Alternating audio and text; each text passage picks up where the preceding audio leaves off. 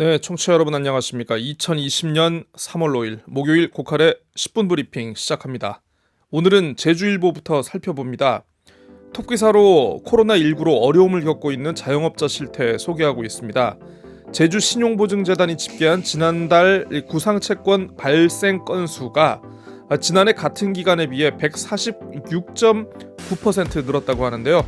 소상공인들의 은행 대출을 신용보증재단이 보증을 하고 있는데 최근 한두 달 사이에 이를 갚지 못하는 건수가 크게 증가했다는 뜻입니다.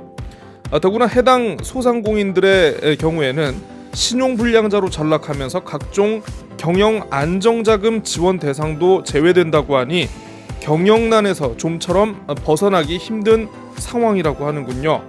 워크아웃 등 채무조정을 밟고 있는 개인들 역시 크게 증가했다고 기사는 덧붙이고 있습니다.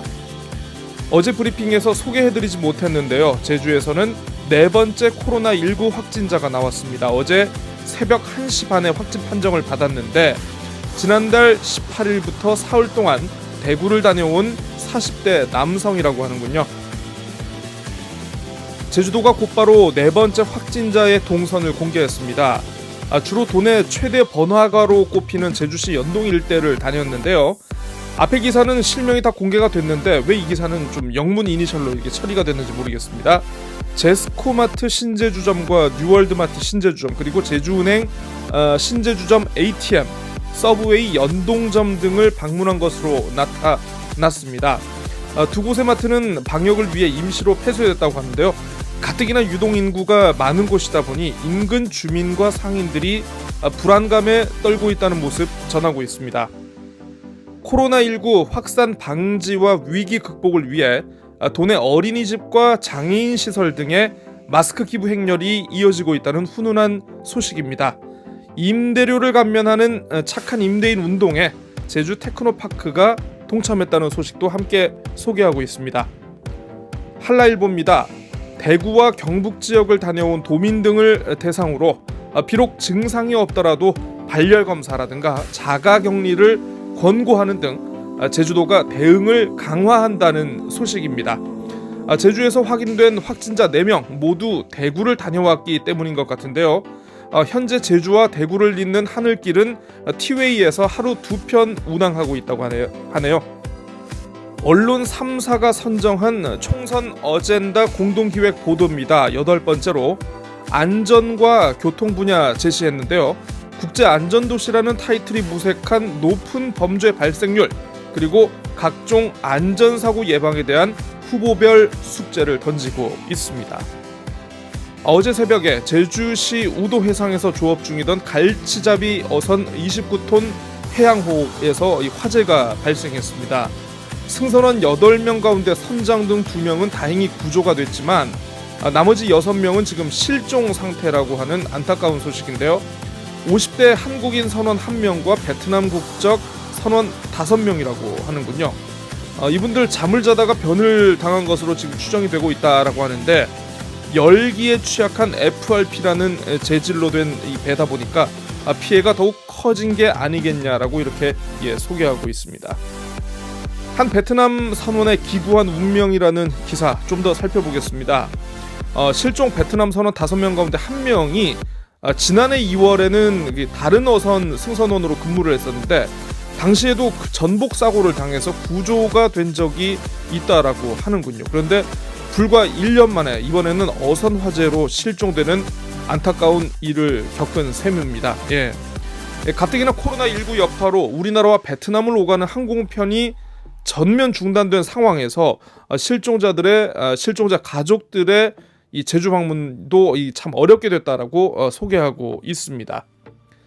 제주 신보로 넘어가죠. 대구와 경북 지역을 다녀온 도민이나 입도객 등에게 증상이 없어도 검사를 받거나 자가격리를 유도하기로 했다라는 소식 아까 전해드렸습니다. 이번 20대 국회에서 4.3 특별법 개정안 처리가 사실상 어려울 것 같습니다. 해당 상임위인 행정안전위원회 법안 심사 소위가 어제 열렸는데요.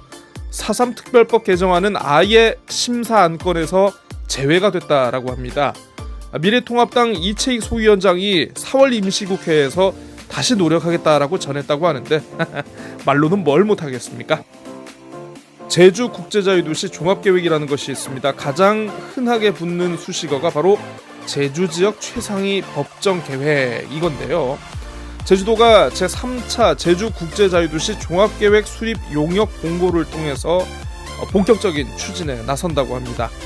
4차 산업혁명과 인구구조 변화 그리고 기후변화 등을 반영해서 방향성을 재정립한다고 하니 어떤 그림이 나올지 기다려봐야 할 것 같습니다. 미래통합당 제주시갑 예비후보인 고경실 전 제주시장이 경선에서 컷오프 됐죠. 한철용 도당위원장과 고문들이 고 예비후보를 경선에 포함시켜달라고 중앙당과 공천관리위원회에 건의했다고 합니다.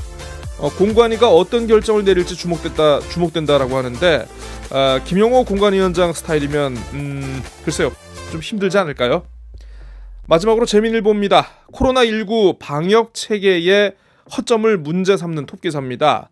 제주 지역 네 번째 확진자인 40대 남성이 확진 판정 8일 전인 지난달 25일 의심 증상이 나타나자 본인 스스로 제주 한라병원 선별진료소를 찾았다고 하는데요. 바이러스 전파 유형을 볼 때 이미 감염 위기에 노출된 것은 물론이고 이 대구를 다녀간 확진자 4명이 모두 비슷하게 추가된 상황임을 감안하면은 제주도의 대응 너무 뒷북 아니냐라는 그런 지적입니다. 제주의 대표적인 먹거리 하면 흑돼지를 떠올리는 분들 많으신 것 같습니다. 여행 전문 리서치 기관이라고 하는데요. 컨슈머 인사이트라는 곳이 내놓은 보고서에 따르면 국내 최고 식도락 여행지로 전남과 광주에 이어 제주가 3위를 차지했다고 합니다. 흑돼지가 추천 먹거리 1위, 그리고 회와 해산물, 갈치조림과 고기국수 등이 대표 음식으로 각각 꼽혔다라고 하네요. 네, 10분 브리핑 오늘은 여기까지 하겠습니다. 내일 다시 돌아오겠습니다. 안녕히 계십시오.